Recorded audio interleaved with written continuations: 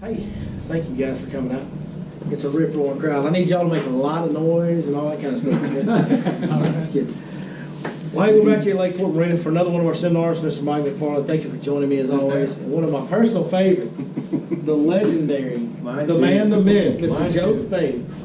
Big spoon master right there is going to talk to you tonight about throwing hubcaps in the middle of summer, right? Yeah. That's License plates. Yeah, just big old pieces of metal. I'd love to take some of the men that were fishing in the 50s and 60s and tell them that. Show them that big old hubcap. Show them fish with today. Hey, you know, one of the things that I always love when customers, you know, Lake Fork, we get a lot of pressure on these fish people. Man, these fish on Lake Fork are smart. And I look at them and I say, hey, have you ever eaten a metal hot dog? And they go, no. And I go, well, these fish do every day. They ain't that smart, Jack. Let's catch them. That's one of my favorites right there. But I don't know who saw the Facebook. Anybody here see the Facebook post earlier for the big fish the kid called me today? I saw it. He saw it. All right. I use that for So bait. I put on, yeah. Pounders. 9-pounder, yeah. So I had a 13-year-old boy catch a 9-pounder. That's a really special deal. And I told you in the post, I said, we'll talk about it tonight. I said, y'all come and see us and we'll talk about it. So we'll talk about it for just a second. I just want to ask, I want somebody to raise their hand and tell me what depth do you think that we caught a 9-pounder in today? Anybody? Glenn, you don't get the answer. You know me too well. Go ahead. Say 5. 5? Yeah. You're just saying it because it's me. Maybe I should ask that question. He was in the boat behind you. Hey, Oh, okay. Restart. I'm asking. Billy's client caught the fish, but what depth do you think that fish came from? 5. Anybody else want to guess? 20 foot. 20 foot. 9-pounder. That's what- 9-pounder, hot water, summer. Yeah, that's what most people would say is 20 foot. That fish was caught in 2 foot of water. 2 foot. They will live shallow. The big ones do live shallow in the summer. We did it all last summer. We had a 7-pounder yesterday, a 9-pounder today. We're already doing it this summer again. It's a fun deal, and we've talked about it a lot here lately, so I'm not going to go into depth on all the details of how you find them up there and all that, because we've just done that here recently on these seminars. But hey, we're going to talk about some deep water stuff with these two guys tonight. I know we are, but don't sleep on that shallow one, boys. Yeah, and I'm Lake gonna Fork elaborate. is a great fishery. It's got them in all depths. When I get to talk, I'm going to elaborate a little bit on those fish that came to me deep and then went away from me. Mm-hmm. Where'd they go? That's right. There you go. So Mike's going to cue you on some of that tonight. So thank all you guys for coming. Thank Lake Fork Marina for hosting as they always do. Great facility. We couldn't ask for better. And the legend, Mr. Joe Spades, talk to us about some hubcaps, buddy. All right. How many of you know what a flutter spoon is? Good, 2. How many have fished a flutter spoon? I see one person. Well, I developed the flutter spoon 18 years ago. I had it 2 years before I put it on the market. And the reason for that was I was catching so many fish, I didn't want to share. The flutter spoon that I developed 18 years ago was this size. It was a 6-inch flutter spoon. I do 3 sizes. I do a 5-inch, and that includes the tail, a 6-inch, and a 7-inch, which is jumbo. That's the largest one I make. Some people have brought bigger spoons out. Billy's going to show the public the 3 sizes. The bigger spoons catch fish. Most of the spoons will catch fish. The results that you get come in not necessarily the design of the spoon, although that's what started all of this, but the technical portions of the spoon, as far as the composite that it's made of and a few other things. We can talk about that a little bit. My spoons are all solid brass. Now, to look at it, people look at it and they say, oh yeah, it's a flutter spoon, I can make one of those. And believe me, there were probably 10, 15 companies that copied it after it got hot. The problem is my background's in engineering, and mine are all made out of brass, and everybody that copied it made them out of steel. Now, the problem is brass and steel don't sound the same, they don't weigh the same, and they don't act the same in water. And so, obviously, their spoon acts differently than mine does. And I kept that a secret for a long time, and I'd have people call me and say, why doesn't so-and-so spoon catch fish like yours does? And I said, well, I don't know, maybe, you know, do something about it. Well, I knew what it was, but, you know, kept it quiet for quite a while. I released it 18 years ago to the public. Didn't do any announcements, nothing. I just hung it on the shelf of my wall of my shop. And friends would come in and they'd say, what are you catching fish on, Joe? And I'd point at the spoon and they'd all laugh. And they said, yeah, you've got some stuff you can't get rid of. You know, but you asked and I told you. Well, they would buy one. They would go fishing and they would come back and they'd buy 6. And I don't know what was magical about 1 and 6, but everybody'd buy 1, they'd go fishing, they'd come back and they'd buy 6. That went on for 2 years. Kelly Jordan is a good friend of mine, and Kelly called me one day and told me he was coming up, and he was fishing BASS. And I said, good, come on by, I've got something to show you. And he came by, and I showed him the spoon, and he said, is it working? And I said, yeah, it's working. And he took one, went out and fished. 2 hours later, he came back and he said, don't tell anybody about this spoon. And I said, well, Kelly, I'm in the business of selling spoons. And he said, well, you know, he said, don't tell any of the pros about it. And I said, well, I won't intentionally go out and tell anybody about it, but, you know, if they ask me about it, I'm going to tell them about it. Kelly won over $1 million with that spoon the next year and a half. And then it was still a pretty big secret. He won the PAA tournament, which was the Toyota tournament, first one held on Lake Fork. And he won it on the spoon. Well, Fishburne was asking everybody as they came across the stage, what'd you catch your fish on? Kelly said, nobody would tell him. So he took the camera and he took the mic and down to the boats he went. The first boat he came to was Kelly Jordan's. And the first rod he picked up had that spoon on it. And he held it up in front of the camera and somebody in the crowd, he said, oh my gosh, he said, they're fishing saltwater salmon stuff, big stuff. And somebody in the crowd yelled, as they held it up and were shooting it up on the big screen, somebody in the crowd yelled, that's Big Joe's spoon. And that's where the name came from. I didn't name it, it was just a Flutter spoon to me. And the name stuck. Well, most of the pros thought he was bait switching. They didn't believe that he was catching fish on that hunk of metal. And he got by with it for 1.5 years, and then he fished the Ultimate Match Tournament, which was matching up FLW against BASS pros. On the first day, he fished against Anthony Gagliardi. Anthony Gagliardi called me from the boat that while they were competing, they would alternate back and forth who got the front of the boat for, I don't know, 20 minutes, 40 minutes, something. And Anthony called me and he said, introduced himself, and he said, do you make that big spoon that Kelly Jordan's making, fishing? And I said, yes. I said, how'd you get my name and number? And he said, well, Kelly gave it to me. And I said, he did. I said, he's gone 1.5 years and he's kept this secret. He said, well, we're sitting in 42 foot of water. He said, he is killing me. And he said, I threatened to throw him out of the boat in 42 foot of water if he didn't tell me where he got that spoon and gave me your name. And I said, okay. The next day, I was trying to remember who he fished against the next day, but they called me and they said, and of course Kelly was killing everybody, and they said, you're going to be famous. And I said, why do you say that? And he said, Kelly Jordan made 26 casts, caught 26 fish in a row, and it's all on film. He said, when that hits TV, you are going to be famous. And I said, no, that's not true. I don't advertise. I'm just a one-man shop out in the country, and they're not going to put my name on there. I don't pay for advertising. And sure enough, they did. Anyway, he wanted 25 spoons sent to his house, and he said, if I can do what Kelly Jordan does, he said, I'll make you famous.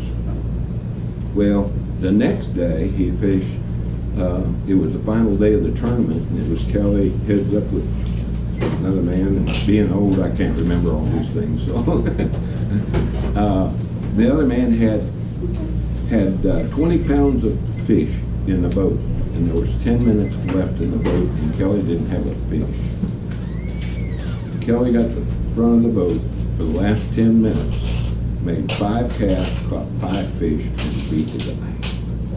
Wow. So, that is an awesome. On TV, it was absolutely outstanding. The narrator was going crazy. But the spoon has evolved. Lake Fork Marina was probably the first dealer that I signed up because I was such a small shop. I couldn't keep them on the wall as fast as I'd build them, and I was building 1,000 a week. You know, and they were just going. I'd get them on Thursday and build them up, have them on the shelf, and by Saturday noon they were all gone. Signed them up, and Dana, bless her heart, put it on the internet and just about killed me. And for the next 2 years, I was working 7 days a week, 14, 16 hours a day, building spoons. And that's all I was doing. I mean, just constantly. I changed some of the processes. I had done initially a painted spoon with Billy fishes. I do some fish that one. Oh, that's my favorite. Kelly fished the painted spoon. That's the only reason I wanted to fish it, because I saw it in the back of his shop one day, and I said, "What's that spoon? That's not like your other ones." He goes, "Oh, that's only for Kelly Jordan. I don't do that for anybody else." And it was a point in my head. It took me a couple years, but I finally got him to give me one. And I probably still to this day, the other ones work just as good, but I just want to fish that one because that's the one Kelly Jordan did. Anyway, enough about the background. It has just been phenomenal. The spoon business has held up 18 years. Anybody that knows about the bait business knows that a bait is typically good for 3 years. If you get 3 years out of a bait, you've done well. I've been building the penetrator jig since 1984. I still sell some, but not, I mean, there's so many jigs on the market, and there's so many, you know, they advertise and people get off on them. I still do the penetrator, but it's not my major product. 18 years is phenomenal to still hold up. My major business is still the Flutter spoon. My major income is still from the Flutter spoon. I've got 18 products that I manufacture. This is by far the #1 product. Why? What is it about the Flutter spoon Yeah. that gives it staying power like that? The Flutter spoon, I designed the Flutter spoon to represent a dying shad. I was fishing one day and I saw a big old shad jump, and I saw a monster bass chasing it. And I told the man with me, I said, I need to build something that looks like that shad. Something, you know, and came up with spoon. Ended up being the design. It looks like a dying shad as it flutters down. I'll tell you a little bit about how to fish it here in a second, but a fish just can't resist that, you know, and so it's just been phenomenal. Yeah, it just goes on and on. Do you guys ever watch a wounded bait fish, or even a wounded bass, or wounded fish of any kind, when it's sinking and it's struggling, it'll like kick out and then just start falling and kind of slowly fall. Then it'll kick out. And if you ever watch that flutter spoon, it does the exact same thing. Like flutters real hard and then it kind of falls. And flutters real hard and then it kind of falls. So what he's saying, it's exactly like a dying fish. I fish the Flutter spoon on a medium action rod. Now, a lot of people don't have the confidence. Y'all listen. I'll have to learn myself. Y'all listen. I'm in it for the bite and the fight. I'll tell you right now. I did all my tournament fishing and everything, and my power fishing and everything, and I'm getting too old to set the hook on the jig. And so I love to fish, and I enjoy getting the bite, recognizing it, and fighting the fish. And so I fish with light equipment. I found out the hard way, you know, that light equipment was the best way to go with this. If you overpower the fish, the first thing you want to do is come to surface. And let me tell you, that's a lot of weight. When he gets up the surface and starts thrashing, he'll throw that spoon. So, you know, it's better to finesse fish them. Now, I fish that on... Can I jump in just for 1 second? Sure. Just to elaborate on what he's saying, if you think about this right here, and you look at this treble hook, 99% of the time you've got one point of that treble hook.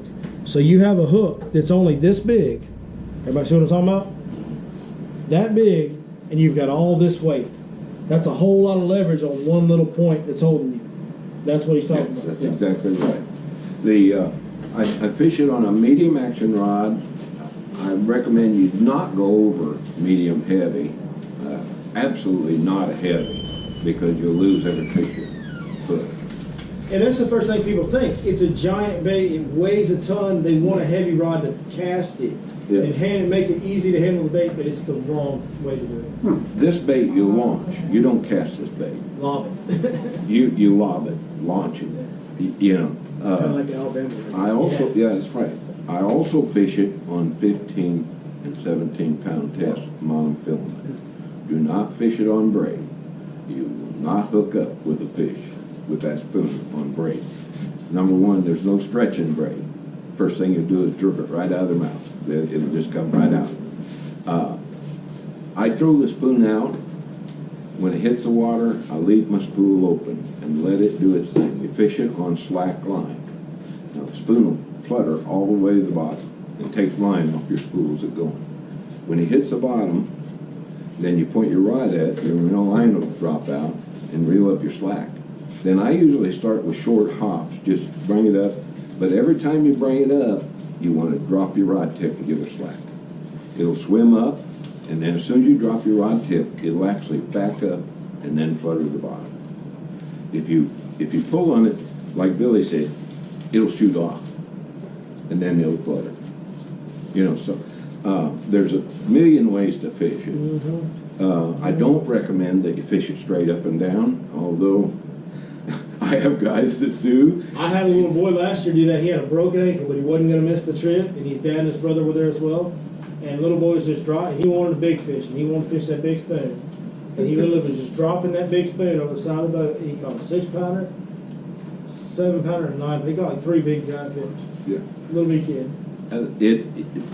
You'll feel the fish hit that spoon. When you pull it, it swims. If you just reel it and just swim, and the fish will hit it. Do not set the hook. That's the hardest part to this whole ordeal, because natural reaction says, "Whoa!" Wrong. You'll jerk it away from them. You just keep doing what you're doing. Let them hit it. Let it flutter. When they take it, 9 times out of 10, you won't even know it. They'll just suck it up off the bottom, but they'll start moving with it. And all of a sudden, it'll load that light tip rod up, and you sweep it. Don't snap set. And then when you get the fish on, don't fight him. Just hold him. Just keep that rod bent. And that big fish will wear out fairly quick. And you just keep them pressure on them enough to keep them swimming. And they'll wear out. They're fighting for their life. They know they're hooked. And they're desperate to get away. You just keep pressure on them, and pretty soon you'll be able to just reel him up, and he'll come up and you can just lift him right up. I do Guys, I cannot tell you how many giant bass that I have lost on that spoon, because even as I turn and ease into them and I kind of reel set it like he's talking about, I'll still pull too hard. And even if you just pull too hard, those bass are coming up. Yeah. When they come up and they get to throwing all that weight with that one little hook, they're going to throw it most of the time it's coming out. I catch an 8.5 to a 10.5 pound bass every year on an ultralight crappie rig with a 16th ounce crappie jig and land them. I never lose them. It's all rod tip, all drag and rod tip. I guarantee you can wear them out with an ultralight and 6-pound test line if you play them long enough. They'll wear out.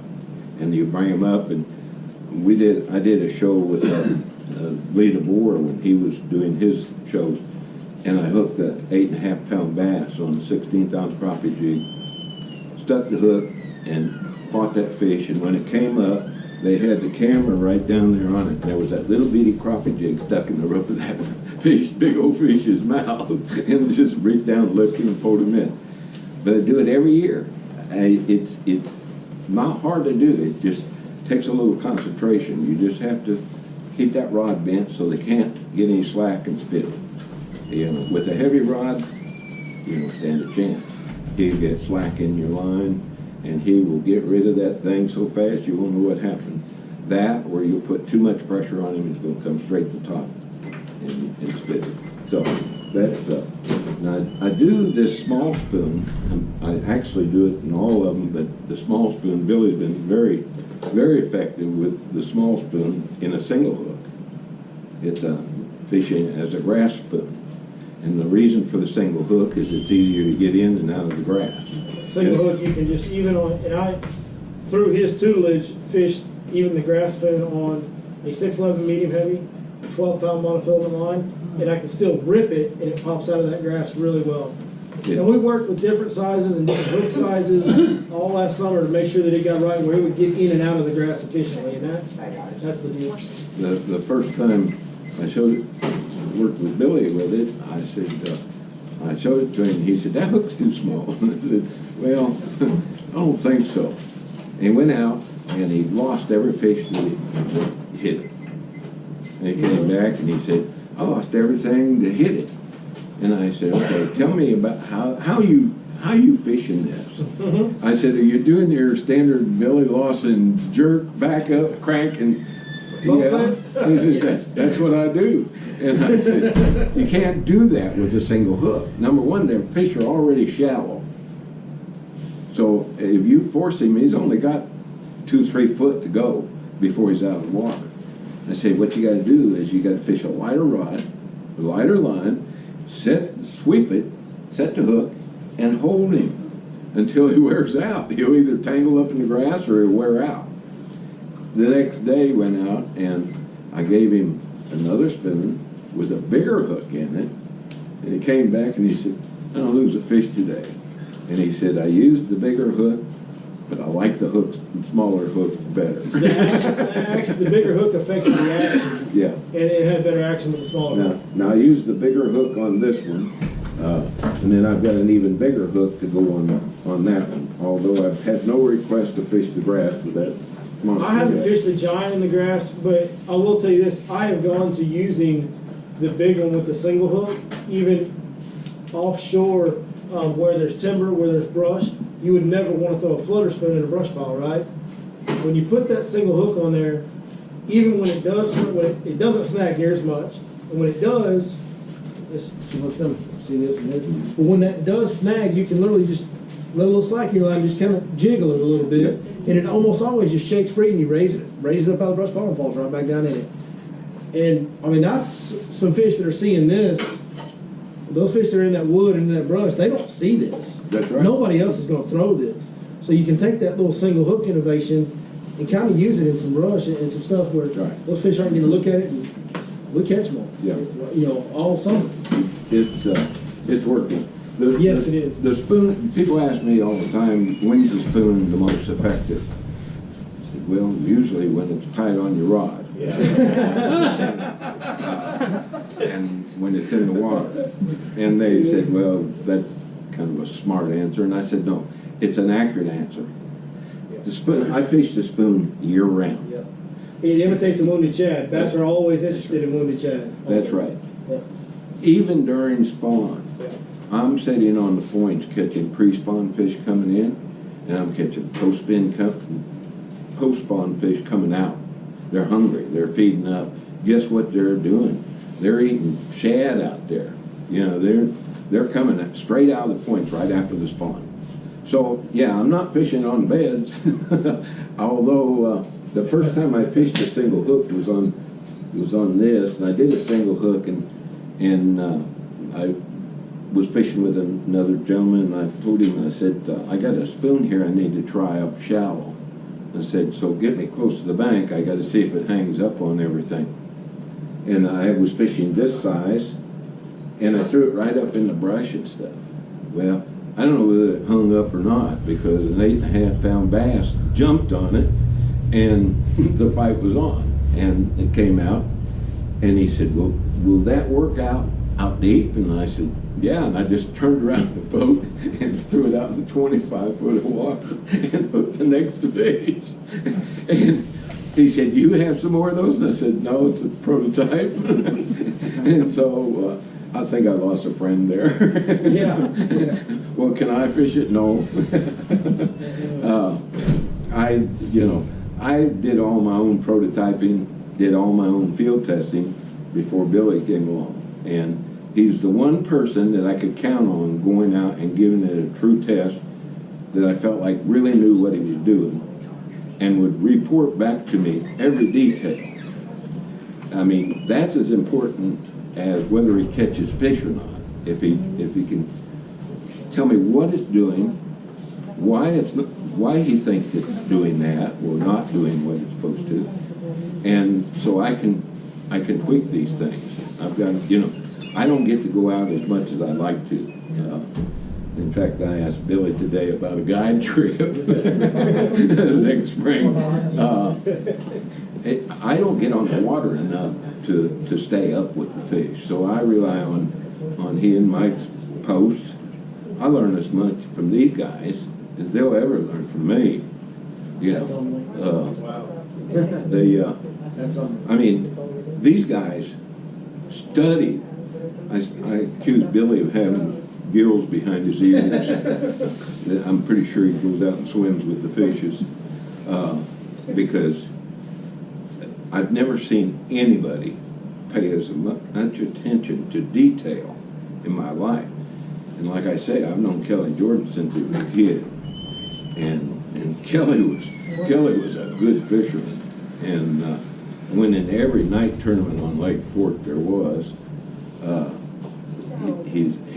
Anybody that thinks he's not a good fisherman needs to go out there and compete with him one day. Best to ever walk the earth. He's great. But I admire it. I've known Billy for, I don't know, a long time now. Pretty close to 10 years now, Yeah, I think. Yeah. long time. And I knew the first time I met him, he came in and asked me questions that I thought, the average fisherman doesn't pay that much attention to what's going on. He's coming up with these questions, and so I was pretty impressed. The spoon has been phenomenal for me. Billy's helped me make some improvements, and I've learned a lot of things. I'm going to be 74 years old this year, and I'm still learning things. So There's one more secret that you've told me before, and I want you to share with these guys if you don't mind. You want to tell them about the way the hook lays? Oh. Do you want to share that or no? Yeah, Okay. that's okay. Okay, go ahead and you talk about it, and I'll show the camera. Okay. One of the major situations when people started copying my spoon was the fact that people were losing a lot of spoons. Not mine. They were losing a lot of the competitors' spoons. And they said, why is it their spoons hang up so bad? And of course I told them, I don't know, I guess that's just the way it is. They just hang up. But the first thing you got to realize is, how does a spoon fall? Well, it falls like this. It flutters like this. Well, when it lands on its back. This spoon does not turn over, it doesn't twist your line.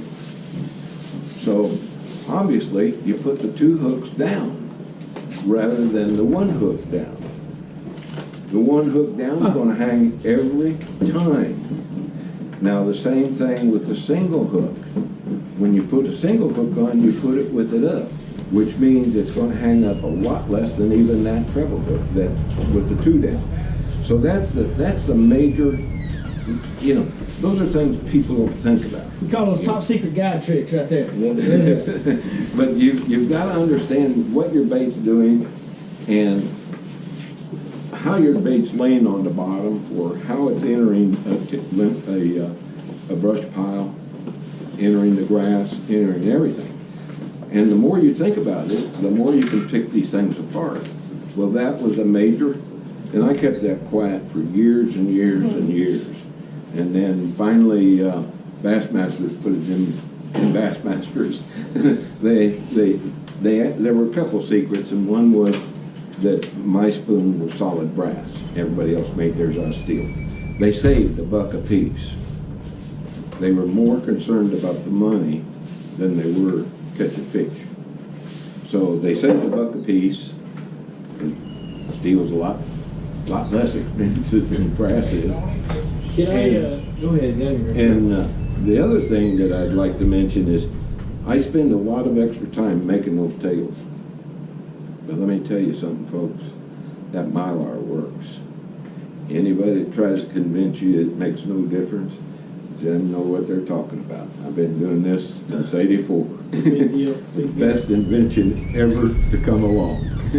So- And I put it on everything. One thing I wanted to get into, I wanted to touch on for these guys, because it's summertime, it's hot, we're kind of in the first half of summertime, and I know there's a million different ways to fish, but there's kind of almost no wrong way to fish. You can swim it, you can stroke it, you can just barely bounce it off the bottom. I'm gonna go ahead and throw in here what's been getting the bites for me, and then you tell me where I'm wrong, because I know I am. I know you know more about it, know how to catch them better in the hot summertime. So there's a lot of different ways to retrieve a spoon, as we said. What we're doing right now in my boat that's working the best is what I call just rapid swimming retrieve. And I'm throwing the bait out there, letting the fall slack line, just like Joe said. When it gets on the bottom, I'll actually take one more rod down, just like he said, but instead of lifting it with my rod, I'm actually cranking it and then pushing my button and letting it fall and open bail again. And that's what I'm either getting, like I'm literally getting some bites, and what it is, these fish in the summertime, they don't always feed once you get so hot, right, Mike? We talked about this. They don't always want to feed once you get to a certain temperature in the water. They'll feed in little windows. And so what I'm trying to do is, if I can't throw my shaky head in there or whatever, if they're not just chewing and I can't just throw anything in there and get bit, I'll take that spoon. And my idea is I'm cranking that thing. I'm trying to get them to go. You know what I'm saying? Like trying to get them to chase something. Right. And a lot of times I will. I'll go crank that thing and you'll feel one slapping it. And you may even catch him, or you'll just feel him hit it. And I know I've got them because now they're active. Yeah. And so that's what we've been doing. That seems to be getting them fired up. And then most of our bites are coming after you crank it. As soon as it starts falling, wham, they'll hit it. And that's when it comes back in their face, like I said. Right. That's how we're doing it. How would you do it in the heat of the summer? What's your favorite? Basically the same thing. You said one key thing that's very, very important. If you, and there's a lot of arguments about this, if you lift your rod and you crank it 5 times and you let it fall, it's going to stand up on the edge and drop like a rock. Mm-hmm. Gotta push that Because button. you didn't put the tension in it. The key thing he said was he pushes the button and gives it slack. It's always If you got full don't slack. give that spoon slack, it will stand up on the edge and drop like a rock. It'll just drop right down. Now, one of the things that, and I didn't learn all this, I learned this from other people and what other people were doing. A friend of mine said, that is the greatest suspended fish bait I've ever found. And I said, really? And he said, I said, well, what are you doing? He said, I'm marking the fish. If I'm in 40 foot of water and I'm marking them in 30 foot, he said, I'm throwing it out and I'm counting it, 1001, 1002, 1003, 1004, 1005. It falls about a foot a second. And he said, as soon as it hits that 10-second mark, he said, I start swimming it through them. And he said, every once in a while, I just drop my rod tip and let it flutter a couple times and then pull it back up and swim it. And drop my rod tip, let it flutter, bring it back up and swim it. If you've never tried swimming a spoon and watching what it does in the water, you should try it. Because it's a really cool action, just slow, medium retrieving. What he's doing is he's doing this, as soon as he gives it slack, it backs up and then he starts swimming again. And I had a man, I did a seminar at Texas Parks and Wildlife on their tank, and I told people, I said, the design of that spoon is when you give it slack, it'll actually back up before it starts fluttering. And I had a guy said, that's not true. And I was on the tank. I said, sure it is. Fished it out there and they were filming it. And I pulled that spoon up and I give it slack and the spoon backed up. And he said, I'll be damned. He went crazy. And he said, how'd you know I was going to do that? You just got to tell them, Joe, look, I'll BS you, but I ain't going to lie to you. You know what I mean? So Billy's right. You can do what he's doing as long as you give it that slack. When he push the button and give it slack, so it can actually fall on slack line. My only thought in theory is we're trying to get inactive fish to get Right. excited about something, and that's why we're really working it so hard. Where we're really cranking it up fast as we can, Yeah. and then feeding it slack. Normally, that's not a normal thing. Like I don't do that often. It's just kind of one of the things that the fish were really inactive, and I was trying to stroke it, and they weren't doing anything. And so I got to where I just said, "Heck with it, man! I'm just gonna crank this thing up, and let it fall over and over again." And what we did. that's a reaction bite. 100%. I think the key is just what Billy said, it's during that inactive time. So we pull up on the spot, I'm doing it with a jig. I pull up on the spot and then start to drag the jig, they don't need it, start to hop the jig, they don't need it, we actually stroke that jig. I don't even bring it 5, 6, 8, 10 feet out the bottom. Yeah. And then, we don't sit there and do it forever. We were doing it a within- couple weeks ago together. And you can turn one on, you'll turn one on, a lot of times you can pick up female bites coming in. Sometimes you turn the whole school. That's the offshore summer fishing. If you don't fire it up, you can get them all. Yeah. Joe, you know what, I just hit me like an epiphany when you talked about this thing coming through the water column Mm-hmm. and it backs up. That is, it really implies, just like our swim bait bite on the shell beds and stuff, those bass are following it. Right. They're following it, and that's why Yeah. that works so well when That's it right. drops back. Wow, the fish has got to make a decision. The main thing is they'll hit it. You've got to wait till they load your rod up. Totally. And just like a swim bait. Just went If ding, you, ding, ding, if ding, you, like that. if they hit it and you jerk, you just lost them. They're not gonna come back. Guys, that's the exact same thing we say about big swim baits too. Yeah. That you feel them bumping a lot, you gotta wait till they'll commit before you put them. Seen people throw spoons up in empty boat docks because you let it slack and it goes forward, it'll get down deeper where some people can't get. They can't Back sneak underneath into a the jig. dock? Yeah. You don't see people. That's ironic. What you telling everybody? I have two boys from Dallas that come down about every other week, and they fish all night. They are fishing this spoon at Don't be night. telling them about them spoons on the nights. And- And they are absolutely creaming the fish. They are just tearing the fish up. And they were just in the other night. And I said, how'd you do 2 weeks ago? And he said, our best 5 fish weighed 42 pounds. And I said, at night on the spoon. Who'd have thought? People ask me if it worked at night, and I said, I don't know. I go to bed at night. I don't go out there and fish. Hey, I used to fish night tournaments out here before I was good, and I promise you I've thrown a flutter spoon on many a night. I go to But they are, now they're using, they buy both. They buy this one with the treble hook, and they buy one with the single hook. And I said, well, which are you using? They said, well, we use both of them. He said, by this time, we know which docks have brush piles in them. In the brush piles, we use the single hook. In the non-brush piles, we use the treble hook because we can fight them with this. We can't fight them with that single hook. We just have to Let them go. you just let them just hold on to them. But don't get intimidated. Like, don't get scared by that. Like, because you think, well, if you can't fight a 10-pounder and he's in heavy cover, how in the world are you ever going to land it? It's not as hard as you think. I mean, I'm fishing the thickest, heaviest grass flats we got, and I'm throwing that spoon in there, and I'm ripping it out and letting it fall into the creek channel. And it wasn't 2.5 weeks ago that I caught a 10-6. And I was in just matted hydrilla on either side of me, stumps everywhere. Here's the deal, around grass especially, and even wood. If you're not putting too much pressure on that fish, and he gets tied up in something, just go fetch it. If you're not forcing him against that, he's not going to pull off. Because if he pulls, he's pulling that bait with him. You know what? Does that make sense? What I'm saying? Like if he's in grass and he's wadded up, if you pull real hard, you might pull the hook out, or he might shake and get leverage and rip the hook out. But if you just kind of keep your rod bent, keep it tight, like Joe says, keep it tight, get a little bend in that rod, but don't really pressure him. That fish will just lay there in that grass, and you just go get him or around the stump. Or a lot of times, with a little bit of pressure on them, those fish will swim their way out. They will swim their way out, yeah. It's amazing. I fished with a friend of mine that was an old band, and his hook set was, well, there's another one, and that was it. Spoon was And his I deal. thought, you're never going to get a fish in doing that. And the man never lost a fish. His hook set was just raise the rod up and start cranking, and I don't know how he did it, and he'd say, well, he went around the stump, and there he comes, you know, and it was just amazing. He would just swim. Patient. he would just guide those fish right out. Discipline. I never believed it, but I watched. Look, there's a time and place, me and Mike talked about it a lot. When I got a jig in my hand, right, that fish is coming here right now, Yeah. like yesterday, Jack. But there's also a time and place.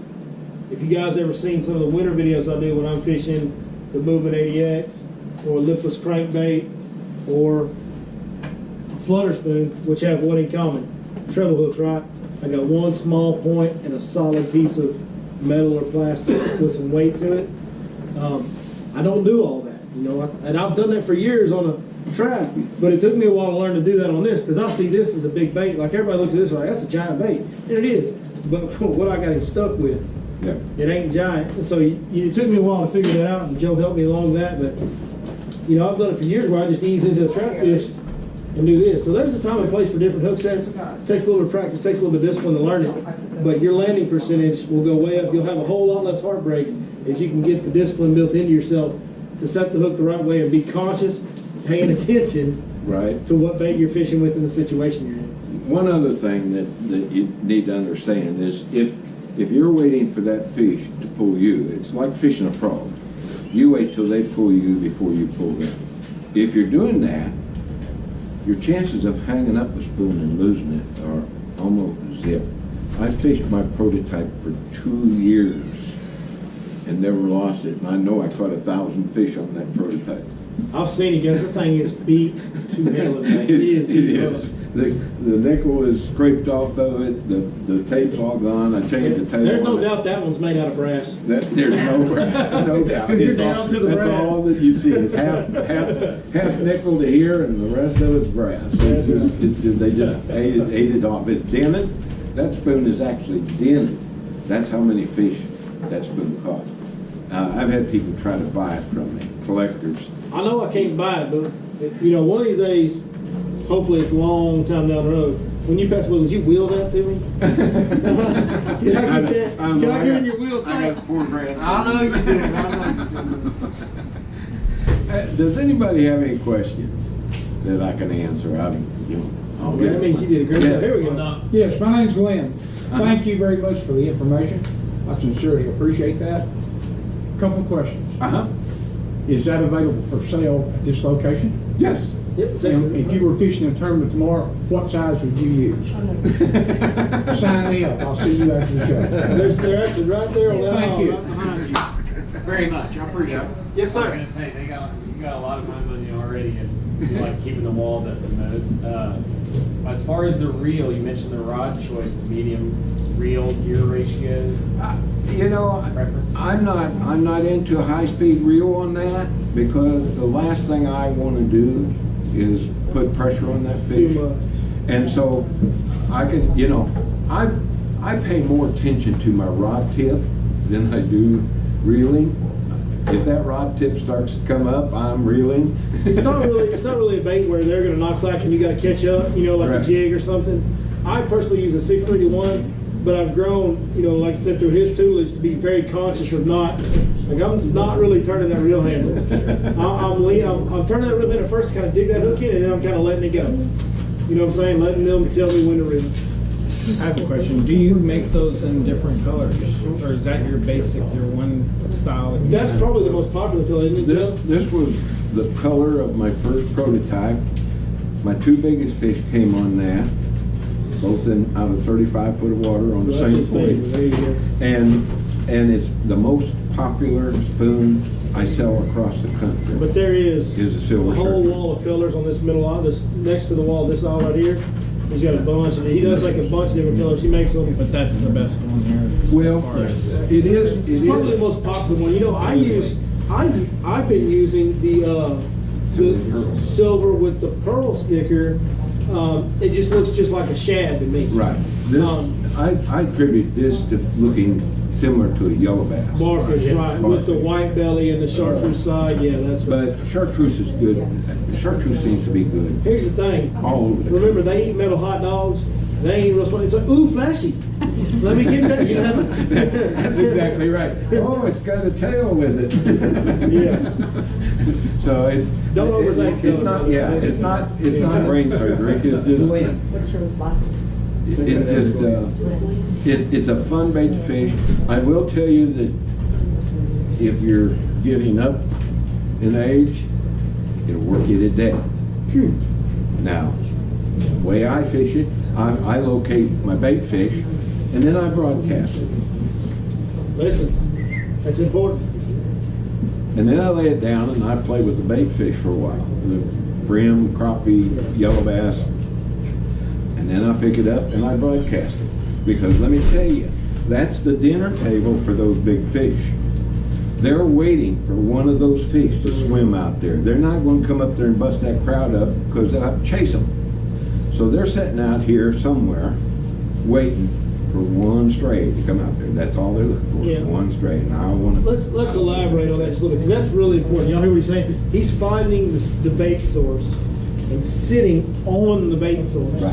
And then fishing all around it. And it's funny because a bass is a bass is a bass. And they're going to hunt in the most efficient way possible. Right. And not too long ago, we were talking about brim beds. Mike, you remember that? And what were we doing? The brim bed would be up here, and we were fishing every stump around the brim bed we were flipping Right. to. It's the same theory, Same just on a thing. little, a bigger scale out to deep water. It's only... add just a little more to this, because, thank you, thank you, thank you. Hell, Listen to me, I've been fishing shell beds, right? Been dragging my jigs to the shell beds. Well, that bite's kind of fading just a little bit.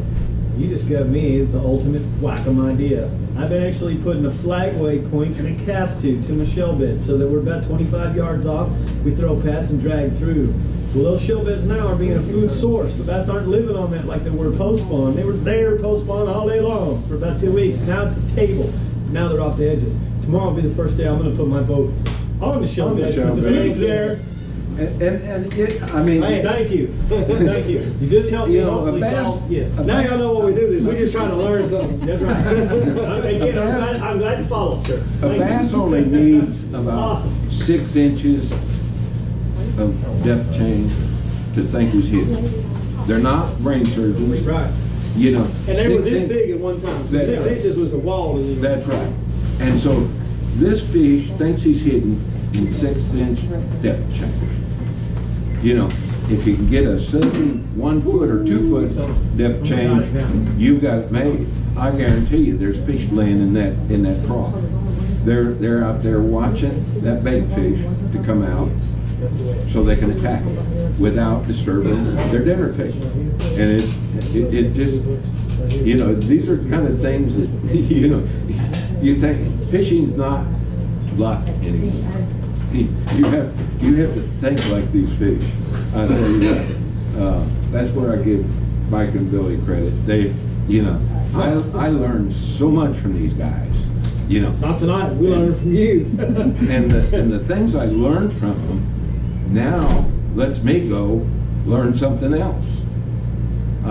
And so, that's what this is great about is I you think feed that's what off. this whole sport's supposed to be about. It's helping and learning and sharing and networking, not keeping secrets. That's not right. We're supposed to share all that stuff. Yep. So.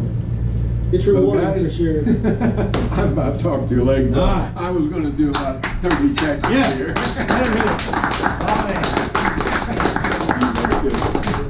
Hey, I want to thank you for what you said about me. I know you just lied to amongst people, and I really appreciate it. No, it is sincerely, like, it's so cool. Like, I was having a little moment over there in that chair because this literally is one of my idols. Like, the guy invented one of the most best big bass techniques of all time, and he's sitting here saying nice things about you, and it's humbling and honoring. It's really cool. Thank you, Joe. Thank you. All right, so we're gonna get old Mike set up here. Mike is gonna talk to us about some more big stuff because it's Lake Fork, and they like to eat big stuff. And we got big bass, and this is something to pay attention to this now. When we get into the hot time of year, it becomes more prevalent for a bass to be more efficient, correct? Yes. And as they got to be more efficient, what's more efficient for a bass? To chase one thing and get a meal the size of my hand, or to chase 10 things and get a bunch of little meals. So that's why as we get into the heat of summer, you see a lot of us throw giant flutter spoons. The jigs get bigger. We let the skirts go full and the trailers go full. Go to the lobster trailers instead We of go, the regular trailers. we go to shaky heads that got giant, like 15-inch worms on them, and Texas rigs with monster worms. So big baits are a big deal in the summer. It's important for them to be efficient. And Mike is gonna talk to us about big plastics tonight, correct? Yes, sir. All right, let us hear it, buddy. Thank you, sir. Thank you, Joe, really, man. That depth of knowledge kind of want to open you up as you realize there's a whole lot more fishing than most people realize, right? Most people do not think that deep. I just even had an epiphany for a moment. I just never thought of everything I've graphed this week. I go hit my shell bed, and that bait's there. The food's there. It's on the shell bed spot. And so I'm telling myself, like a corn feeder for deer, all right, maybe I'll just keep throwing to it when the bass come to it. So now I'm dependent on timing. If they don't come to it, I zero. What he just taught me, what we got my mind realizing, wait a minute, they didn't go far. They're not all the way down the dam, going to migrate 10 miles to come to that table. They're just off the edges watching it. And that's where it just clicked in my head. Wait a minute, just change the how-to. Change the presentation. How many guys have realized, heard that? It's all about presentation. So that's what I'm really focused on tonight is some deep water stuff. We're going to get off the jigs. We've been talking about all that stuff. We're going to get into worms. So typically what happens, and I want to back up just a hair before I go into the worm bite. So fish are spawning, okay? They finish spawning and they start pulling out like Joe talked about on them long points. Those are usually your most obvious and most easy places to find them. The longer the point or superstructure, Heartbreak Ridge is a tremendous one. Familiar with Heartbreak Ridge?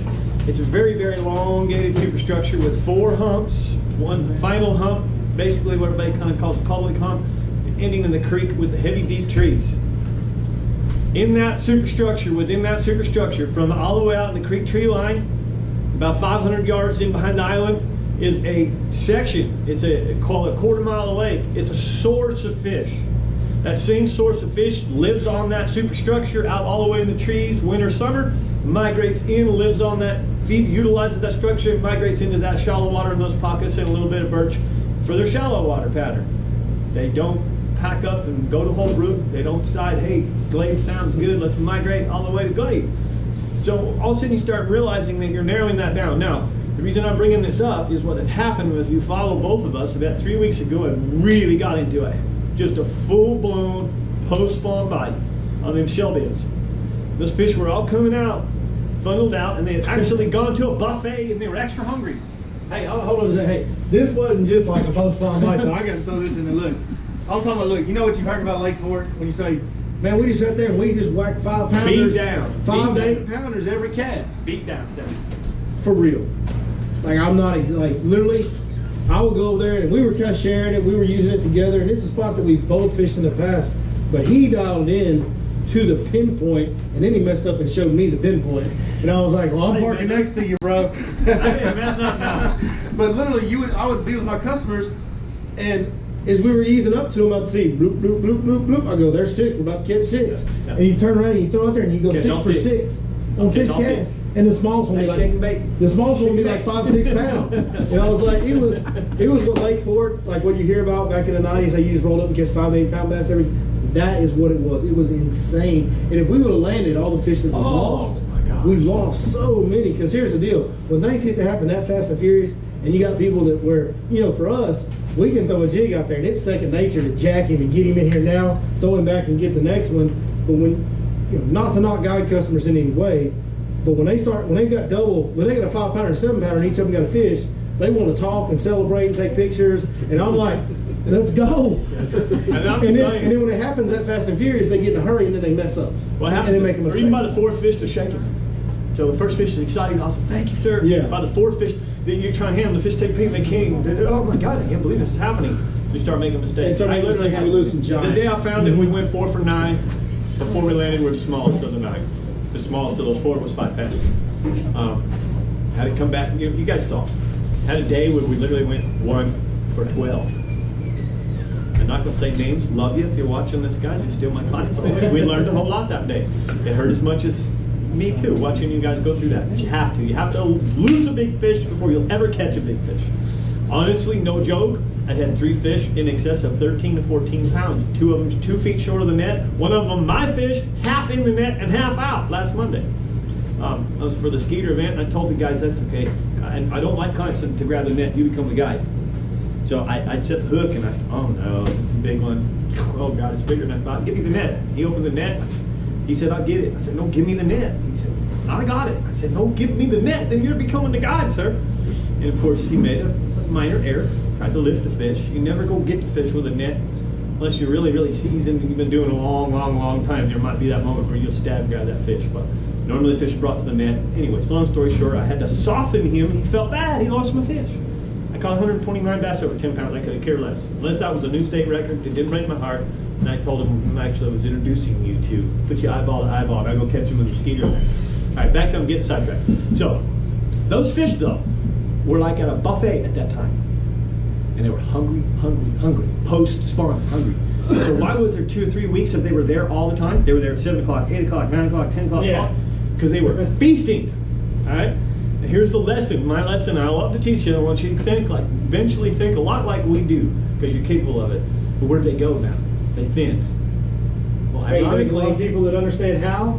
It's about understanding why. why? And now, all right, so all of a sudden for a few days I've been struggling. Even a week, it's been changing. I've been expecting it to. But my mind has been, where did they go? The next choice is to transition even to more summer water, farther out on Heartbreak, get towards the creek, get to where those big, deep trees are in the water, and or go back shallow. And very fortunate to have such an awesome friend, such a really great person that I can pride all myself in and know everything is true between he and I. He's starting to have some success back in the shallow water. And now his fish are a little bit different in some of those areas, but they're still relative. Still in that 2 foot of water, 5 foot of water. So in essence, do you see what I'm saying? They don't always have to go out when you got the right cover and the right vegetation. So some of that, I took a look in behind that island, believe it or not, there's enough grass that, some of the fish actually went in, some of them have gone out. So we've had another scattering. But I'm gonna let the man talk about shallow stuff, because that's his forte. I'm gonna talk about the half of my fish that went out more, summer pattern. They went out to even deeper water, they went into the trees. So I'm finding trees that are maybe in 35, 40, 50 feet of water. The whole oak tree's there. Whole entire tree, okay? It may have broken appendages in it, but it's there, and those fish suspend in it. They may suspend at 10 feet, they may suspend at 12 feet, 14, 18. You never know where, you gotta What's it look. been this week? What are you seeing this week? 12 to 15 kind of? And actually, as of today, really shallow. And there's a key that I always taught, I just taught in one of my McFarland's Corner. One of the first things I want to establish when I'm offshore is what depth should I be targeting. So when I start idling out of here, I start studying immediately on that, and I'm looking for the bait. This lake can confuse you. Lots of balls and stuff aren't the bait. It's not the shad. Right? And if I'm not specific on brim or a yellow bass bite, I'm looking for shad. Okay? And so I want to, and I just, all of a sudden I go out there and I see that shad in the 18 feet column. Right? Maybe I've seen it 2 or 3 times. In a half an hour graphing, I recognize that shad is in the 18-foot column. And that's not what it is, but I'm just trying to get a lesson. That means I'm going to go looking for bass suspending in 18 to 20 in trees. Okay? I'm also going to look if there's any wind. Those bass are going to suspend downwind of that bait in those trees at 18 to 20 feet so the bait can come to them. Right? Okay? So that's what I'm really helping me find it, is find the bait first. The bait will never go to the fish to be eaten. The fish will always come to it. Right now, as of today, the bait was in 5 feet. You see it out in the middle on your sonar. You remember in my sonar lessons I talked about not putting noise rejection, not putting surface clutter? If you're one of those guys that uses surface clutter, you won't see that the bait is 5 feet right now suspending, because your grass is pulling out on the top of the column and you're never seeing that bait. But that, when I start to see that on fork, what it tells me is when I watch that wind each day, I want to go find tall trees in about 30 feet of water, and the tops of those trees are about 5 feet under, 8, 10 feet under. The bait's in 5 feet. So those bass can suspend in the very, very tops of those trees and take advantage of all that bait as it comes by. Believe it or not, you probably could get them on top water, but we're going to talk about big worms. All right, this is where I'm taking you into now. This is the old school traditional Lake Fork. Old thing. school stuff. When them fish get up in them trees, you put that light Texas rig on a big worm and you get after it. And here's part of it. Here's one reason why. All right? I can go put on a really nice, expensive topwater lure and probably get those same fish to come out of the tree and bust the topwater. But they could take my $20 lure down in the wood and I'm going to lose it. This is the most efficient way to do it. All right, I've thrown jigs through it. I've thrown Carolinas. I've thrown wobbleheads. You're going to get stuck. You're going to lose stuff. The other thing about that too is you're going to get them to come up and eat that topwater when they want to eat. Right. That worm, you can put it in their face and leave it there. Right. And again, yeah, exactly. So this is the most efficient. It gets the job done and it catches them whether they're active or non-active. And that's the key. So, Because it's small windows in the heat. When I say big worm, does anybody think that a Zoom trick worm's a big worm? Yeah, on the West Coast, they would. Be like, hey, you went big today. I'm not using a 3-inch rubber worm. So I just did that for the less safer. How about a 10-inch power worm? Are we big there? Kind of average, that's just normal, it's standard. It's really don't look that big to me anymore. It used to. On the West Coast, you'd be like, dude, you don't. Ooh, man. You only home for one bite this week? The whole week? You're fishing on Lake Mead where, 5-pounders are big and a 5-pounder's like a 15 here. I'm not saying they don't grow big, but we had some 8s and 9s, but it's just not common. All right, well, I'm going to go to where I really get, and then we're going to talk about how we fish this a couple of ways. How about the V&M? Now we're starting to get Now double we're- Ultimag, right? Now we're in the 10 and 12-inch range. All right? Nice. Yeah, I would. Now we're starting to get there. Okay, that's a pretty big worm. It's a 10.5-inch worm. All right. So just 2 days ago, I made an order and I rushed it. Because in my mind, There it is. That's Lake big. Falcon special right there. that's a big worm. Yeah, we used to throw those on Falcon Lake when I was a kid. I should have. I took a nap today instead of doing what I really should have done, but I'm still not done. Okay. I can tell you what I do is I will actually take right there at that egg sac. I'll use this first. Okay. Once it gets beat up a little bit, I'll take right there at that egg sac. I'll cut that, snap it off, and I'll stick 4 more inches onto another one of these. So it ends up being that long. And that's how I caught my 15-pounder in 2006 here. So, I've had a bass even in Arizona, 5-pound bass, spit up a 3-foot rattlesnake in my live well. I've seen bass suck down baby ducks on fork.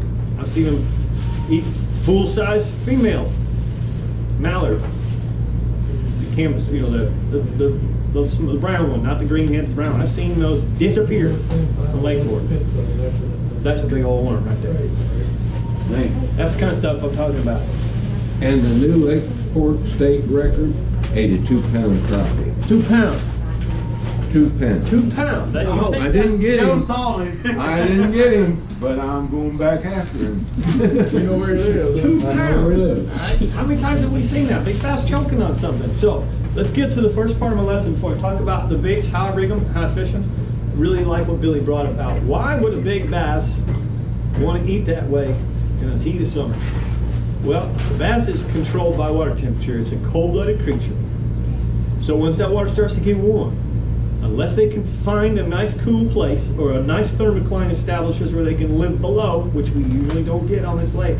We get a thermocline, but they just don't live below it. They live above it. Of course, the metabolism is high. High metabolism, high digestive rate.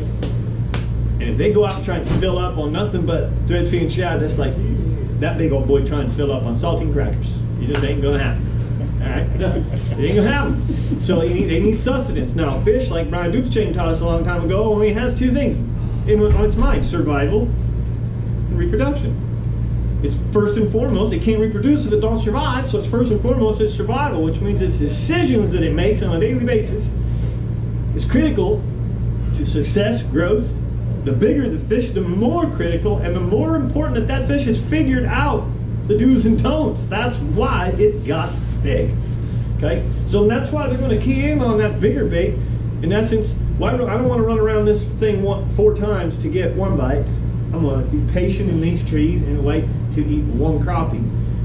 And 1 exertion of energy, big reward, and now I don't have to eat for 2 or 3 days because I got something that's sustenance, high protein, like a crappie or a brim or the yellow bass. That's why they also get on it in the heat of summer. Digest takes 3 days instead of 3 hours. Now, I've been in places that don't have it. The bass are all, again, going to do what they have to do. They've never screwed up. We say that. How many times do you say it? I know I say it all the time. How many times do you say, they're all messed up today? No, they're not. They're doing the most economical. They're doing the most smartest thing for survival. They may not be eating. We think they're messed up. They're doing the most important thing for them. Okay? So, in essence, what happens in the summer, and I see this here, is we have these nomadic times. So these fish decide to eat. They do 2 things. They'll go to these tables, which are usually a point, a shell bed, something in relation with that. to have a feeding time if they need it. But they're smart, and they'll get out in these trees, out in the middle of nowhere, on ledges, big breaking ledges where you got full trees. You can see them in them. Once you start looking, you'll be like, oh my God, look at all the fish. Oh my God, Lake Fork is loaded with fish. But it's nasty. You may try it. It's absolutely ruthless. Throw a jig in there, you're stuck 5 out of 5 times. Throw a crankbait in there, your wallet's going, ouch. So here's the best way to do it. All right, first thing is I want you to think Texas rig. I want you to think lightweight, because we got big worm anyways. All right, they're suspending. We want fall time to be slow. So I run a 3/8 tungsten or less, quarter tungsten if you can get away with it. I run a hook accordingly to the worm, size of the worm. You may use anything from a 5/0 all the way up to a 9/0. Depends on the size of the worm and the thickness of the worm, whether I use an EWG or a straight shank or an offset. Mike, can you get away with, say, a 5/0 hook on a man's jelly worm? Does it work? Not really. Not really? You could. Because don't they usually eat it by the head or no? They typically will eat it by the head. These big fork fish chuck it. They take that. I've never had one not be all the way down.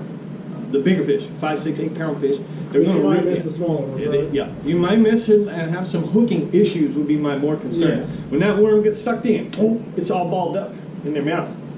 And so that might not find a biting spot. And that's the only Gotcha. downside. Yes, it's not too small to hook, but you got a lot of rubber. If you think about even this guy right here, so this starts to be a little thicker in the diameter, so I go to EWG. If I'm not fat bodied, I don't do the EWG, but by the time this all balls up in my mouth, so I usually will get, when I get into the bigger worms, I start running a 7 or an 8/0. 6/0's fine. This is just I think a 4 offset here. But what I want you to recognize is I always use a popper stopper to peg it. If you don't, when you're in the trees, and I did this so you can pass it around and see. If you don't, when you're in the trees, you'll have separation from the worm. Okay? The weight will fall and the worm never does what it needs to do. So that's the first thing. Is So you texture. creep over a branch, your weight falls down, and your worm's just hanging over the other side. Okay? You want to peg it.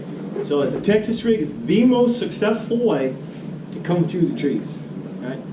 That's going to give you less trouble. And on this little lesson, I'm going to have Billy help me. We're going to have to move to this open area just to do this. But I'm going to show you the coolest thing that I like to teach. The other way is I do like to do with a shaky head. It's football shaky head. This is a piglet. It's 5/16, so again, I'm still light. I'm not too heavy, just a little more than a quarter. All right?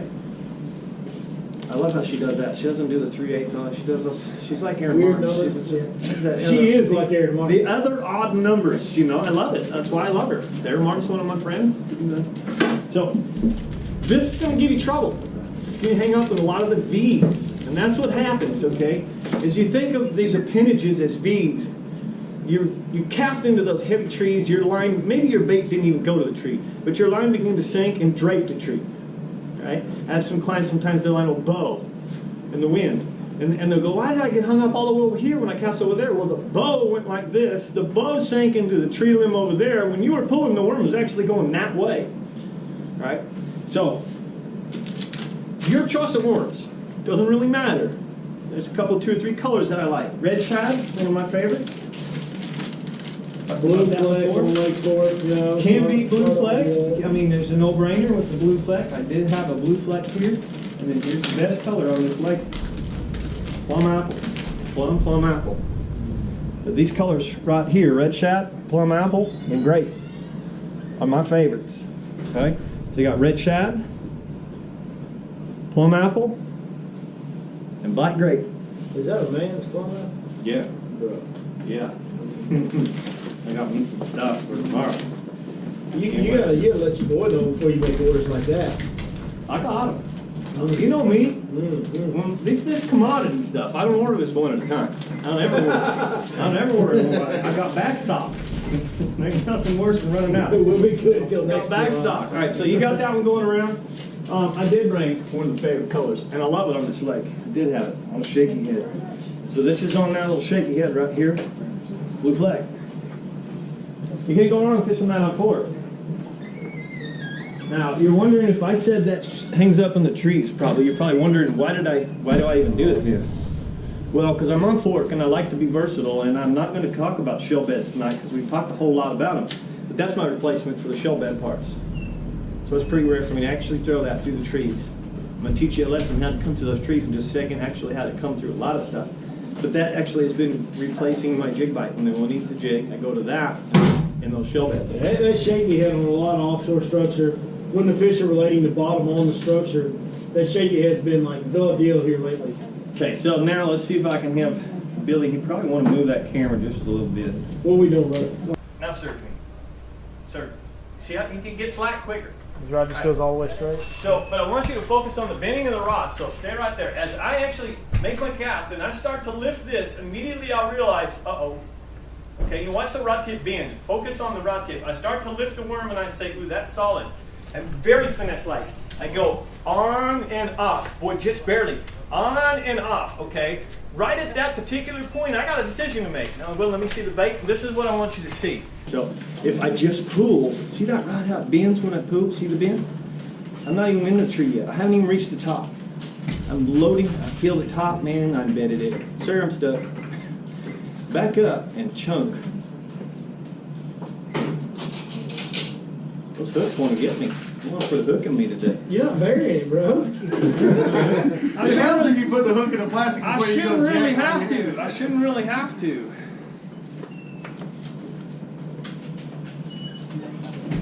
See that? So the concept is it works really well in the trees.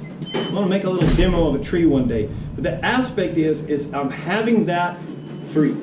See how that's free behind it? So the first thing is getting free. Learn how to have it free. Then you raise as you do it.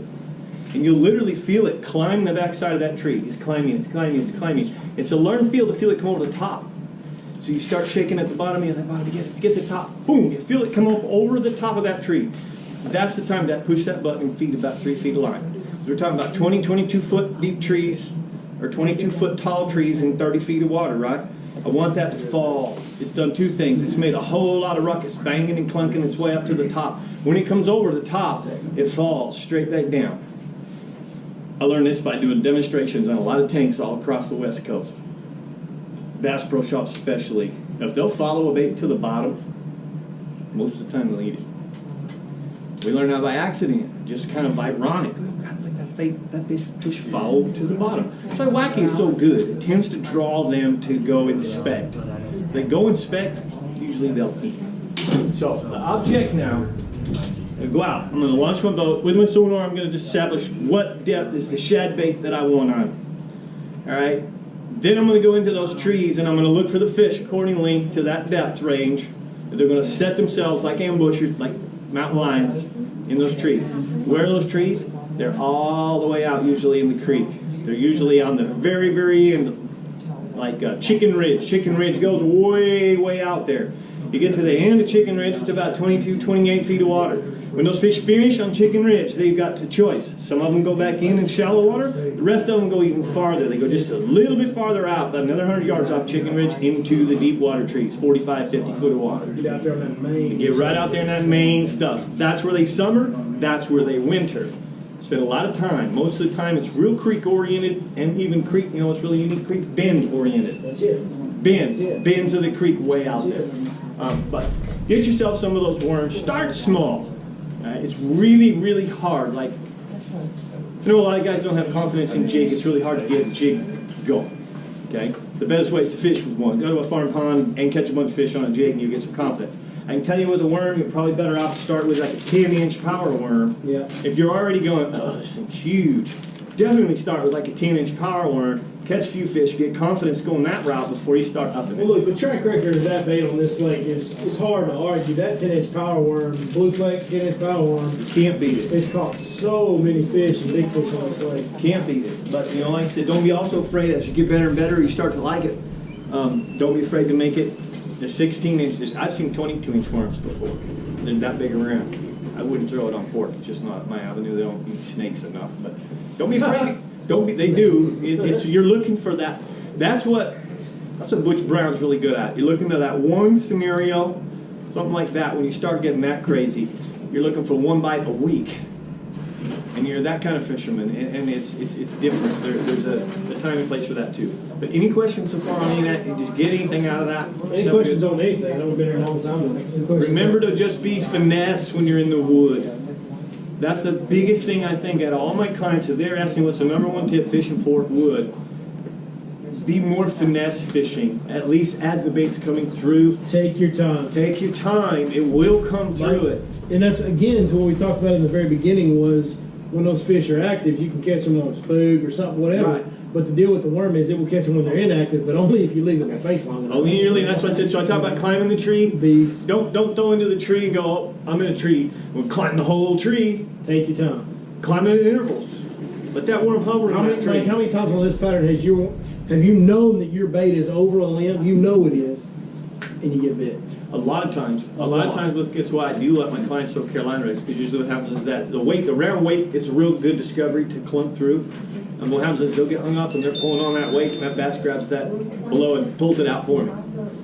So I don't rush when they're on a Carolina rig stuck. I don't rush with my clients. I'll be right there, just hang on. And in my mind, I'm going, come on, take it bass, take it bass.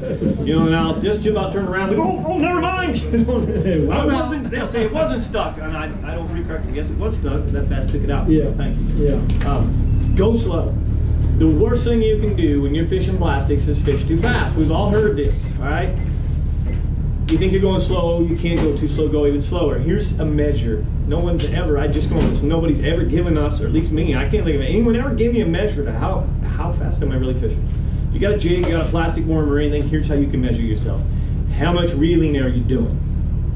On a typical 6-to-1 gear ratio, one full handle turn is about 2.5 feet. So if you're finding that you're wheeling, you're picking up full turns, it means you're moving your bait 2.5 feet at a time. Right, so in essence, I really took note to this week. As I move my bait, I'm literally just picking up little increments, move, little increment, move, pick it up as I go. And that assures me that that jig is moving an inch at a time. Crawfish don't just run from here to there, they crawl from here to there. If something's after them, they go pew, pew. They don't go pew, pew, pew, pew, pew.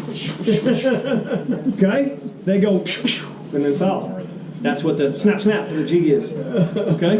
That's right. He's crazy, but he's I not am crazy. crazy. I said something. I got this one. You're gonna love this. You ready for a laugh? Was it yesterday? Yesterday my client was. No, it was this morning. It was father and son. Cute. I hope they were shaking the crawfish jig, and I went, dude, it ain't a dog. The crawfish ain't crawling around. They go, shake off. I mean, really? Come on, man. You know, crawfish don't do that. Just pull into it. Nothing's there. Hop, hop. Pull into it. Nothing's there. Hop, hop. We're doing a crawfish shake. You know. That's Well, all I mean, I'm maybe if there was some Xanago music or something, I don't know. I guess when we're on beds, we'll tap that rod tip and make it kind of shake when it's Tap on the that, bed. dude. I'll take it right and I go. Look at it. Shake my sunglasses off, man. Crawfish shake. We do the crawfish The shake when it's crawfish fun. But you know, a lot of times it's just making a presentation that's right and making it simple for you. Get you some of them worms, get in some of them trees. Don't expect Nice, to nice. not. Yeah, young man. I see them over there. Here, trade me. I just dropped mine. You can have him. I'll take these. Appreciate it, bud. Pretty good. Always a good time right here, man. I love this guy. Thanks, brother. I really appreciate all you. Is there any questions? Any questions? Anything at all? Nothing? Y'all don't want to know Mike's dirty secrets or anything like that? Because I ain't telling mine. Hey, y'all, it's scary, y'all. Hey, thank you guys for coming. I'll tell you what, this is so much fun doing these. And you know, it's it's funny because it's a lot like guiding. Sometimes you wake up one and you're like, I don't know. I know. Right? Sometimes you wake up and you're like, man, I don't want to go. And then as soon as you get in the cockpit and you leave the dock, you're like, dude, this is awesome. It's the same thing with these seminars. Sometimes we've been on the water. I've been on the water for a lot of days in a row now. And I've got a day off tomorrow that I'm looking forward to. My version of a day off. I'll be making videos for all you guys to watch next week. But One day off. you know, you get Off 10 the hours, water. Day off the water. 8, 9, 10 hours on the water today, and we're getting ready to come up here, and I'm like, man, I just ain't got it in me. I'm just tired. But then you get here, and here's the beautiful part about it to me. This is the best thing that we could ever do, because we're sitting here and we're learning. And I'm learning. I've talked to him a million times, and I learned more tonight. And I talk to this man on dang near a daily basis, all the time. And you know, I learned from you tonight. Vice versa. And so it's just one of those things that even for us, we do it every day. We make our living doing it. It's always good to get in here and talk shop. That's what it's if all you're about. passionate about it and you love it, it's always good to hear other views and take it in. And that's what this is all about. It's about, it really, really is. about helping each other catch more fish and loving our fellow man, because that is what That's we the key want to be right about. there. That's our goal. That's how we want to operate in everything that we do in every way that we can. And thank you, brother. Thank you. You know, I just Thank want to you. add just Mike McFarland's little taste of that. I just read some word that the Lord was telling me the other day, and he was saying, the way you give is how you shall receive. And so that's what what do you mean? What does he mean? Is I supposed to just give money? No. There's a lot of things we can give. We can give friendship, we can give love, we can give knowledge, we can give help, we can see somebody needs something carried, change a flat tire, rescue, helping our fellow person, breaking our bread and sharing. And I truly believe that's part of what both he and I are experiencing. There's a lot of times we do call each other, go, can you believe this? Can you believe I'm the luckiest guy? And we're humble. And it's because God's rewarding this. It's not just us. We're just a vessel, allowing him to utilize us something because we're willing to share it. So I'll finish with this. I've got to go home and take a 2-hour nap. I'll tell you what, I'm getting old. I'm a white now. It's not even any more color in it. Yeah, but you wear it well, bro. I do. I like to let Hey, girl, hey, like, that guy's looking wise. He's a wise, good-looking old man. But actually, just when you said that, you know, truthfully, I thought, God, I just had an awesome nap. I wish I could just get some food and lounge on the couch. And then you get here and Can get you not so- tell I'm happy to be here? Can you not tell? I mean, once I got going, I got here, once I saw you, well, you know, man, this is what it's all about. You get here, you get going, you start listening, and it just fires you up, because That's what it's all about. it is a true passion of ours. And so much. Anyway, we're ranting on about that. Joe, thank you so much. Appreciate And you most guys. importantly, thank Lake Fork Marina for letting us host it here. Yes. And thank you guys for coming out, man. Y'all are awesome. And all Thank our y'all so sponsors and much. all the support from everything. If you want any big wireless spoons, they're right over there. What's that, Susie?